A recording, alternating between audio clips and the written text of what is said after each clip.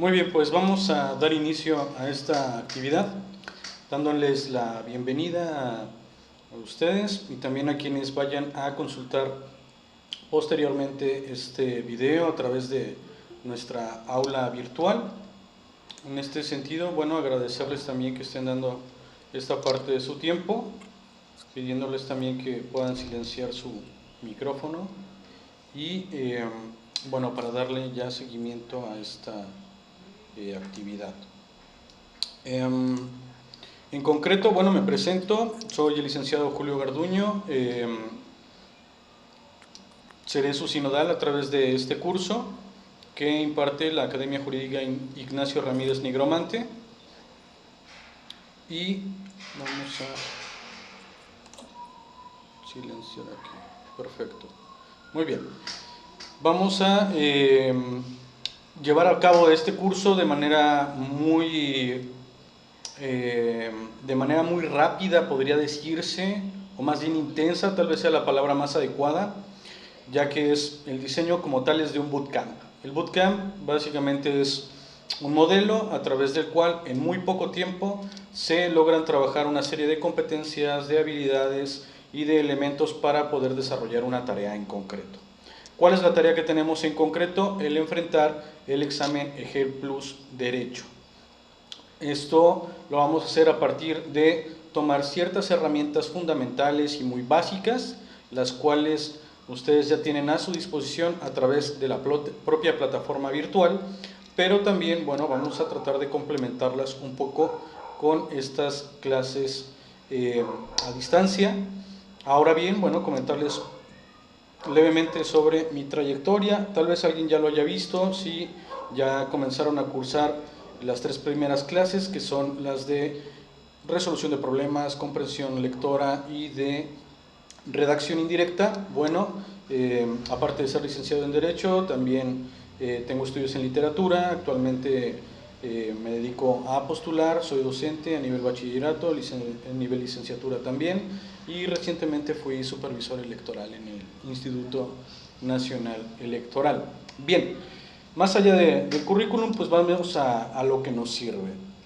Si no lo han visto todavía, es muy importante que le den su espacio y que lo hagan de manera muy práctica, el hecho de cursar estas primeras tres clases a las que les hacía referencia: resolución de problemas, comprensión lectora y redacción indirecta. Este es el único curso de todos los que hay, con sus cosas buenas y muchas cosas malas que hay por ahí, pero este es el único curso que comienza con la parte de la sección transversal de lenguaje y comunicación. Y esto es porque nosotros identificamos que la mayor parte de las personas que reprueban el examen EGEL Plus es porque no leen, no comprenden lo que leen, o también se cansan, se agotan y son incapaces de poder dedicar el suficiente tiempo a desarrollar ese examen. Es el examen más importante de la carrera, el cual dura 8 horas. O sea, probablemente una audiencia en materia penal ni siquiera llega a durar 8 horas, ¿no? Ahora se difieren, tal vez alguna que se haya hecho ya de manera muy pegada a los tiempos que establece el Código Nacional de Procedimientos Penales, puede que se trate de hacer de principio a fin porque ya no hay posibilidad de diferirlo, pero ni siquiera en el litigio o en la postulancia tenemos retos así de exigentes en cuanto a el tiempo que se nos está exigiendo. Ahora bien, cumplir con un horario de trabajo, todos sabemos que hay espacios de distracción, que hay ciertas dinámicas, ¿no? Interacciones humanas, cosas que no tenemos dentro de la aplicación del examen. Son dos bloques de 4 horas. Entonces, de manera intelectual nos tenemos que preparar en el sentido de que hay que retomar todos los elementos que vimos a lo largo de nuestra carrera, enfocados específicamente en el diseño de este examen, y posteriormente también tomar en cuenta, digamos, la preparación física o preparación incluso también mental que nos exige esta cuestión de desarrollar el examen como tal. Es decir, tenemos entonces un examen que dura 8 horas en 2 bloques de 4. Este nivel de intensidad, la mayoría de las personas que no están acostumbrados a leer no pueden mantener la concentración más allá de 15 minutos. Entonces, las estrategias, las herramientas que vamos a trabajar o que vamos a utilizar a lo largo de todo este estudio están ya expuestas a través de estas primeras 3 clases que están desde el principio. Cuando se unen inmediatamente ya tienen disponibles estas clases, incluso me parece que también se les está dando acceso hasta cuando muestran interés y vamos, ¿no? Comiencen con las clases. Es más, sin inscribirse todavía. Entonces, ¿por qué? Porque son herramientas fundamentales. Hay muchos que no lo aprecian porque al momento de revisar la guía oficial que ofrece Ceneval, que básicamente pues te está diciendo la estructura del examen, pues dice que la parte de la sección transversal de lenguaje y comunicación, si no la apruebas y estás buscando solamente el resultado sobresaliente, perdón, el resultado suficiente, todavía puedes pasar. Y entonces muchos la dejan de lado, pero no. En realidad nosotros vamos a utilizar estas herramientas para fortalecer las habilidades que nosotros ya hemos desarrollado dentro de nuestra carrera. Entonces es muy importante enfocarlo ahí. Estas clases básicamente son como para situarnos, aplicar lo que ya se comentó en las primeras 3 clases que les hago mención, de la visión de totalidad o la big picture, que es saber a qué nos estamos enfrentando, tener una visión clara, ¿no? Completa, de dónde estamos parados, qué es el tipo de información que se va a estar trabajando y demás. Y también poder organizar o programar esa información a través de las herramientas cognitivas que tenemos. Entonces, bueno, sin darle tanto más preámbulo, pues vámonos a la parte que tenemos aquí en la presentación. Comentarles un poco. Primero nos vamos a ir a esta parte de la estructura. Entonces vamos a ver muy rápido la estructura. Tenemos las áreas, subáreas y número de reactivos que vamos a tener dentro de nuestro examen. Y básicamente, bueno, son 3 áreas. Dentro de la primera que vamos a estar trabajando en estas 3 primeras clases, vamos a ver función de los entes públicos, cargos públicos, derechos y obligaciones. La primera solamente tiene 13 reactivos, pero si nosotros revisamos, digamos, a través de nuestra cultura jurídica que poseemos, que hemos adquirido a lo largo de nuestra carrera, pues entendemos que los entes públicos son diversos y son enormes, que tienen una gran cantidad de elementos que les facultan o les restringen desarrollar determinadas actividades. Y de aquí solamente tenemos 13 reactivos. Entonces, la cantidad de reactivos que vienen, la verdad es que es minúscula. Son muy pocos reactivos que vienen por cada uno de los espacios que se van a estar viendo. Sin embargo, la suma de todos estos da 140 y son alrededor de 60 de la sección transversal de lenguaje y comunicación. Ahora vamos a ir viendo algunas cosas, pero de entrada es ver que esta situación está muy apretada. Y entonces, ¿cómo se va a meter tanta información? ¿Cómo se mete tanta información dentro de ese examen tan exigente que dura 8 horas, que además pretende evaluar todos los conocimientos que hemos desarrollado a través de nuestra licenciatura? Y el tip o el problema más grave o tal vez la situación más compleja a la que muchas personas se van a enfrentar es que no son preguntas por materia, son preguntas que evalúan la solución a problemas específicos. Y estas preguntas que evalúan la solución a problemas específicos nos generan varias dificultades. Una de estas dificultades que se nos genera es fundamentalmente el distinguir cuáles son las áreas del derecho que vamos a estar atendiendo. Y es importante que sepamos que dentro de estas áreas del derecho a las cuales vamos a estar atendiendo, también hay partes muy particulares, hay barreras o hay elementos que nosotros lo vimos de manera, digamos, muy parcializada, en el sentido de que el conocimiento occidental, después de la Ilustración, pues empezó a parcializar todo a través de materias, ¿no? Es decir, el empezar a situar el conocimiento a través de distintos espacios especializados o enfocados a determinados aspectos del conocimiento, pero la realidad no opera así. La realidad es compleja. Un problema de la realidad puede incluir muchísimas ramas y muchísimas partes del conocimiento humano. Y la ciencia jurídica no está lejos de eso.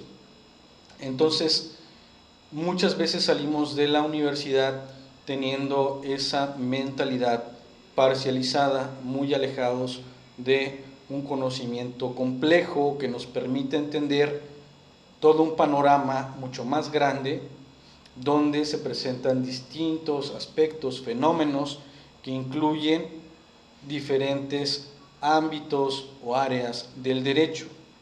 Entonces, así viene configurado el examen. ¿Qué vamos a tener entonces? Primero, por ejemplo, en esta parte del área de función pública, tenemos que se abordarán las diferentes competencias, facultades y funciones de los entes públicos federales, locales y municipales, así como la obligación y los derechos de las personas. Un segundito, alguien se está sumando. Muy bien, aquí está. Muy bien, nos quedamos entonces.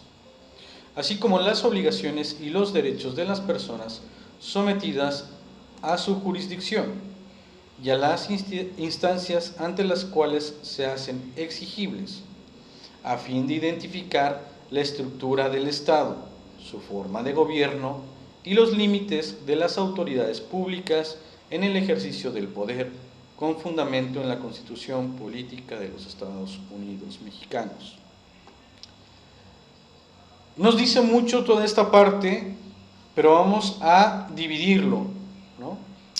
Recordando entonces el método de lectura sistemática, donde tenemos que dividir un todo en sus partes para poder identificar las partes más importantes, más relevantes.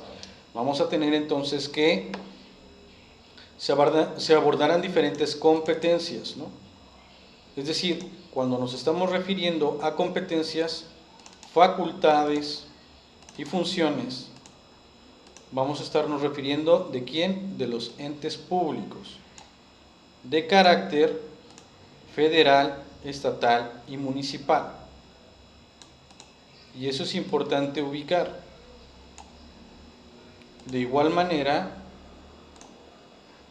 vamos a tener obligaciones y derechos de las personas sometidas a su jurisdicción y a las instancias ante las cuales se hacen exigibles. Esto es también obligaciones y derechos de personas.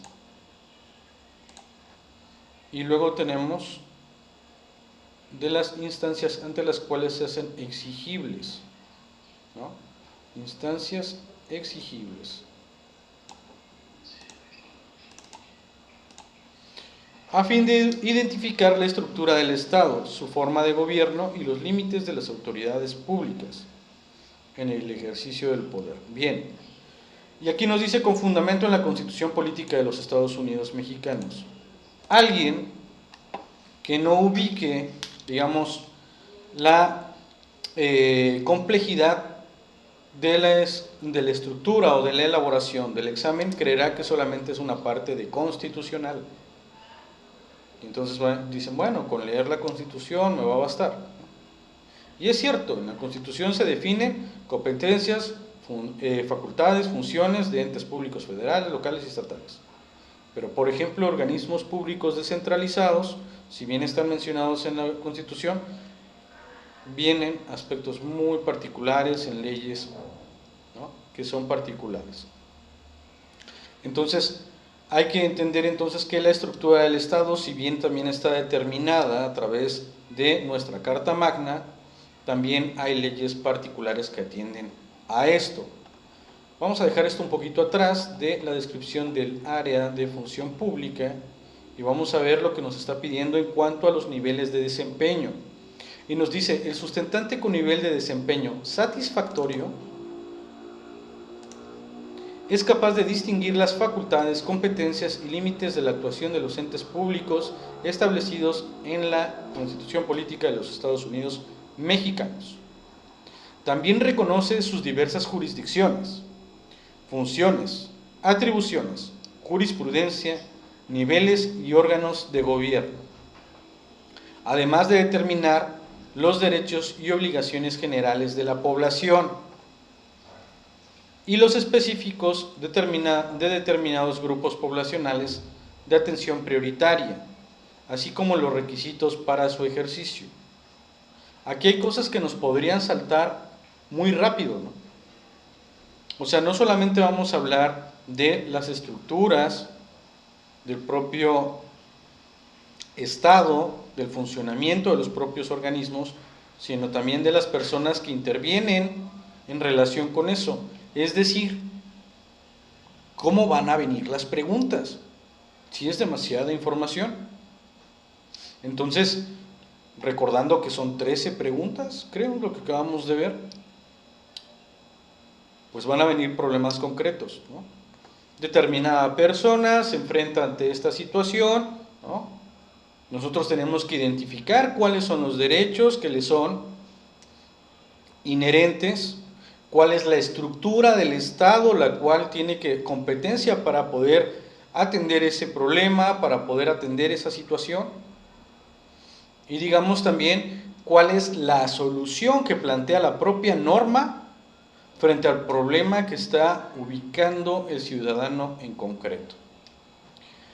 Luego nos dice también que para obtener el nivel sobresaliente, que además de lo señalado en el nivel satisfactorio, el sustentante es capaz de determinar las facultades concurrentes, las funciones de los órganos constitucionales autónomos federales, de lo que les mencionaba hace un momento, los principios de elección popular, las responsabilidades de las personas servidores públicas, el procedimiento de sustitución presidencial, las instancias de justicia internacional y incluidas las competentes para conocer las violaciones a derechos humanos cometidas por el Estado mexicano.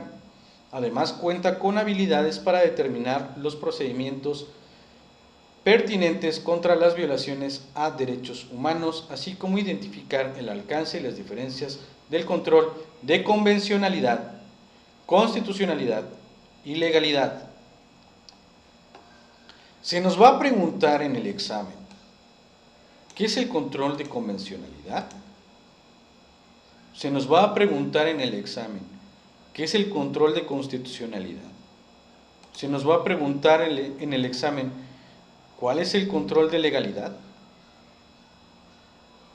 O veremos más bien, conforme a lo que he comentado,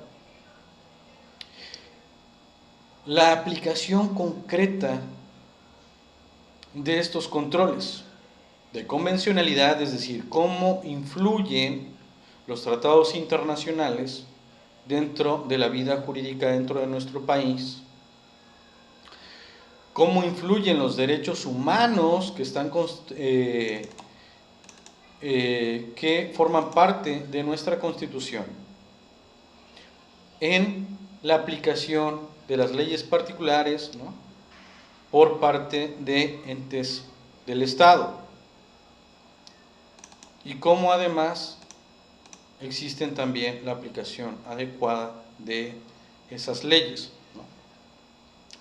Entonces, debemos ubicar nuevamente insistiendo, la pregunta no va a venir por materia, no va a buscar conceptos, no vamos a encontrar preguntas en el examen que tengan conceptos. Algunas dentro de las guías o dentro de los simuladores a los cuales vamos a estar atendiendo, vienen conceptos, porque es necesario refrescarlos, renovarlos, retomarlos. Pero así no está, digamos, dentro del examen. Entonces es importante ubicar esta situación para no llevarnos sorpresas, ¿no? Aunadas a las guías y a los simuladores que tenemos dentro de cada uno de los espacios, nosotros solemos colocar algunos elementos para poderles todavía hacer más ágil el estudio o cubrir algunos, digamos, algunas adolescencias de nuestras propias guías que nos damos cuenta nosotros mismos o que nos hacen llamar la atención nuestros propios cursantes. En este sentido, para poder fortalecer o robustecer nuestro bootcamp, lo que nosotros utilizamos también son mapas y cuadros que también vamos a estar colocando a partir de ahora, terminando esta clase, vamos a estarlos colocando dentro de nuestra aula virtual. Muy bien. Bueno, entonces, básicamente estos son los elementos que tenemos allá a disposición para ubicarlo. Pero ahora vamos a retomar también otra cuestión. ¿Qué leyes se van a estar utilizando? Bueno, pues tenemos aquí también la propia bibliografía, entre comillas, sugerida, que no es toda además, no es ni todo lo que sale aquí, ni todo esto va a venir en el examen, probablemente vengan también otras cosas más, ahorita vamos a checar. Pero digamos que es como la parte más amplia, ¿no? Como una guía general de leyes que van a estar contempladas dentro del examen. Pero también incluso viene jurisprudencia, ¿no? Algunas cosas así que la verdad es que si uno no tiene una noción clara sobre los, digamos, los conceptos que acabamos de trabajar antes, perderíamos mucho tiempo en estar leyendo completamente legislación por legislación, código por código, y sería un problema grave, ¿no? Entonces hay que identificar la información más relevante de cada uno de estos, pero sobre todo también los principios que están contenidos dentro de cada una de estas legislaciones. Entonces vamos a tener que dentro de nuestro apartado de función pública viene el Código Federal de Instituciones y Procedimientos Electorales. Aquí dice COFIPE, ¿no? Y bueno, hasta donde yo tengo entendido también viene la LEGIPE, ¿no? Que es la Ley Federal de Instituciones y Procedimientos Electorales, más reciente, porque este es de enero del 2008. Y varias preguntas, hasta donde yo he visto, vienen más configuradas conforme a la LEGIPE. Sin embargo, hay algunos aspectos que todavía siguen presentándose dentro de la legislación a partir del propio COFIPE. De todos modos, para no complejizarnos, es decir, bueno, vamos a estar retomando para las preguntas que vienen dentro del examen como guía más la LEGIPE, y hay algunos aspectos que vienen explicados a través de los dos, ¿no? Convención Americana sobre los Derechos Humanos, viene la Convención de Viena sobre el Derecho de los Tratados. Esto es importante, digamos, para ver las responsabilidades de los estados que están frente, ¿no?, al sustentar los tratados internacionales. El Estatuto de Roma de la Corte Penal Internacional, los órganos reguladores coordinados en materia energética, la Ley de Impuestos sobre la Renta, la Ley Federal de Consulta Popular, Ley Federal de los Derechos del Contribuyente, la Ley de Protección de Datos Personales, Ley Federal de Telecomunicaciones, la Ley General de los Derechos de las Niñas, Niños y Adolescentes, que este también está muy interesante, Ley General de Responsabilidades Administrativas, Ley General de Salud, Ley General de Transparencia y Acceso a la Información Pública, Ley General para la Prevención y Gestión Integral de los Residuos, ¿no? Ley General de la Administración Pública Federal, Ley Orgánica del Congreso General de los Estados Unidos Mexicanos y la Ley Orgánica del Poder Judicial de la Federación. Y decimos, ¡puf! Pero es enorme, ¿no? Y aún así no basta, porque además, digamos, para hacerlo más interesante o más complejo esto, viene, aquí le dicen referencia común para todas las áreas, pero esta referencia común para todas las áreas, digamos, son problemas o digamos son campos del derecho que intervienen también con las instituciones que acabamos de comentar.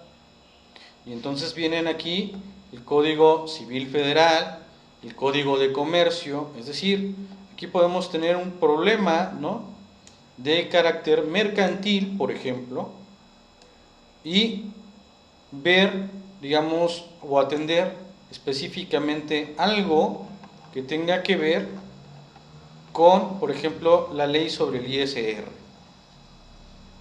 Entonces, son dos campos diferentes del derecho, pero que en la práctica se acercan, ¿no?, están relacionados o incluso se condicionan uno al otro. Y a pesar de que estemos hablando de situaciones del orden estatal, ¿no?, o del Estado como tal, no estatal, sino del Estado, ¿no?, del poder del Estado. Entonces, veamos que por eso existe esta bibliografía común para todas las áreas y cumple, digamos, esa influencia o irradia a través de estas temáticas para poder guiarnos, ¿no?, en los problemas a los cuales vamos a estar atendiendo. Viene el Código Fiscal de la Federación, Código Nacional de Procedimientos Penales, Código Penal Federal, Constitución Política de los Estados Unidos Mexicanos, la Ley Agraria, la Ley de Amparo, la Ley Federal de Procedimiento Administrativo. Por ejemplo, aquí es muy fácil, ya cuando nosotros vemos la Big Picture, ¿no?, cuando tenemos esta visión de totalidad, nosotros ya podemos, por ejemplo, ubicar con la Ley de Amparo, ¿no? Si vemos que estamos viendo, ¿no?, o si atendemos a que estamos viendo también la Ley Orgánica del Poder Judicial de la Federación y que nos toca también la Ley de Amparo, pues vamos a ubicar entonces que digamos, el problema, por ejemplo, que se puede plantear acá es una situación de ubicar cuál es el organismo del Estado y qué poder del Estado, además, obviamente el Poder Judicial de la Federación, pero qué organismo en específico se va a encargar, por ejemplo, de atender un amparo directo presentado ante un órgano de primera instancia, por ejemplo. Entonces, incluso podemos meter penal, amparo, ¿no?, y la parte, por ejemplo, de la Ley Orgánica del Poder, ¿no?, Judicial Federal. Entonces, por ejemplo, en penal, ¿no?, un asunto que se resuelve dentro de tal manera, identificar, ¿no?, digamos, no sé, hay una resolución en contra de un ciudadano, ¿no?, que fue sometido a un proceso penal, esta resolución no le favorece y entonces tiene la posibilidad de interponer un amparo y, por ejemplo, tenemos que ver si es un amparo directo o es un amparo indirecto, ¿no? Y probablemente la pregunta nos diga, ¿ante qué instancia, ¿no?, debe de presentarse? ¿Ante el órgano de primera instancia, ¿no?, o ante, por ejemplo, un juzgado de distrito? Entonces, ubicar estas partes, ¿no? Primero también tenemos que ubicar, bueno, pues la diferencia entre amparo directo e indirecto. ¿Cuáles son las autoridades que se encargan de uno? ¿Cuáles son las autoridades que se encargan de otro? Hay que identificar también las partes del proceso penal, ¿no? Y entonces podemos estar al frente de este primer campo y podemos decir, pero es que esta es una pregunta de materia penal, ¿no? O esta es una pregunta, digamos, de amparo como tal. Y no, es una situación a la cual nos estamos enfrentando porque específicamente hay todos estos campos, pero al final de cuentas lo que tenemos que identificar es el órgano a través del cual, ¿no?, se va a dar atención en una primera etapa de ese procedimiento de amparo para poder presentar nosotros, ¿no?, nuestro escrito. Entonces, esto es muy importante identificarlo así, que lo sepan de una vez, lo van a estar viendo continuamente dentro de los exámenes, dentro de los simuladores y dentro de las guías. Sin embargo, haciendo énfasis en esta parte, vamos a estar, digamos, condensando un poquito más en cuanto a un poco la definición de la temática por áreas, ¿no?, y subáreas. Y van a venir, digamos, todavía un poquito más cercano a cómo se estudió en la carrera, van a venir, digamos, estas partes de específicamente funciones de entes públicos y demás, porque las guías que estamos trabajando tienen alrededor de 780 preguntas, ¿no? No vamos a estar trabajando, digamos, un machote del examen. Entonces es importante ubicarlo de esta manera, porque tenemos el espacio para hacerlo. Ahora bien, ustedes ya ubican cuál es la forma también de cómo vamos a estar trabajando esta parte. Vamos a finalizar esta. ¿Dónde se finaliza? Ok, muy bien, aquí está finalizado. Entonces, vamos a ubicar entonces que tenemos un espacio mucho más grande para poder trabajar, para poder estudiar cada uno de estos campos en específico. Vamos a poderle dar todo este repaso. Sin embargo, identificar también, no sé si ya lo vieron, que en realidad, bueno, hay confianza en ustedes, pero el examen simulador de diagnóstico, vamos a compartirles pantalla completa. Pantalla completa. Muy bien. Ok, estamos compartiendo pantalla completa. Sí, ahí está.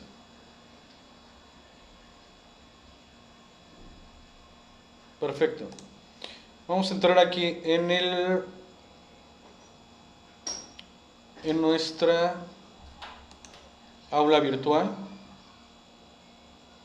Vamos a ver el trabajo en clase y bueno, viene el examen simulador final. Ustedes desde ya o desde haber visto también la convocatoria y demás, sabrán que este examen simulador final tiene algunas características y la principal característica de este examen simulador final es mostrarnos o ponernos a prueba con la realización de un examen durante todo el día.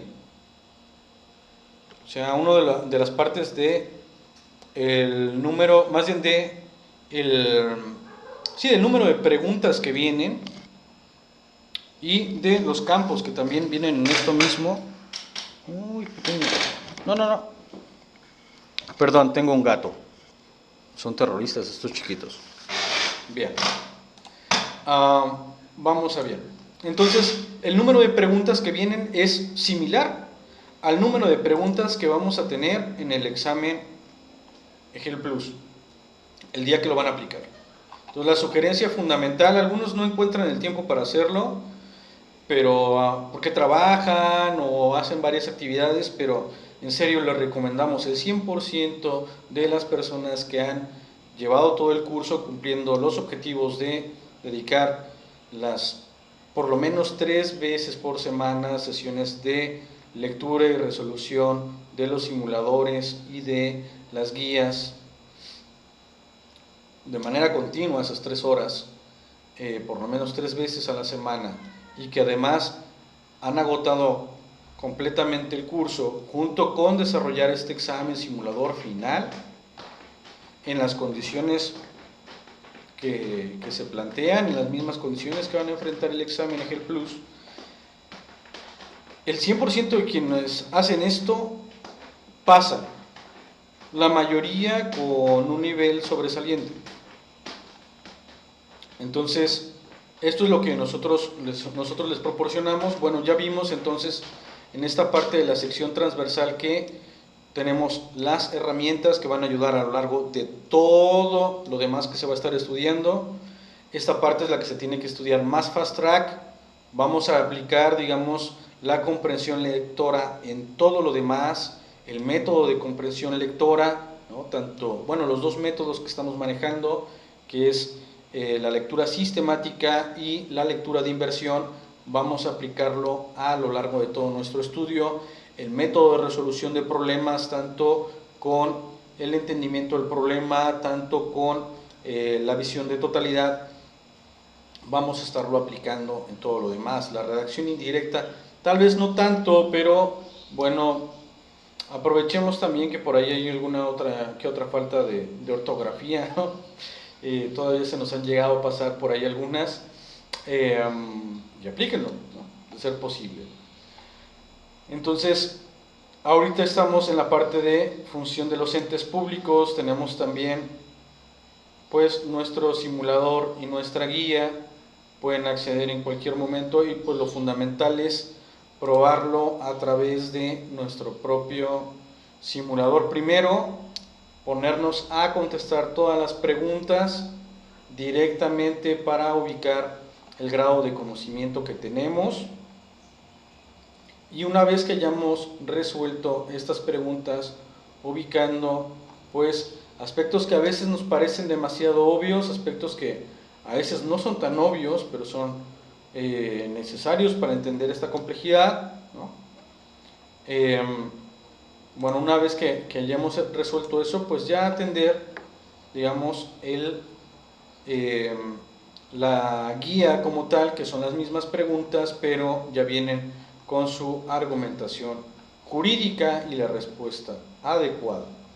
Entonces, de esta manera, primero sometemos al estrés a nuestro cerebro de ubicar las partes que desconocemos para poder trabajar sobre ellas en específico.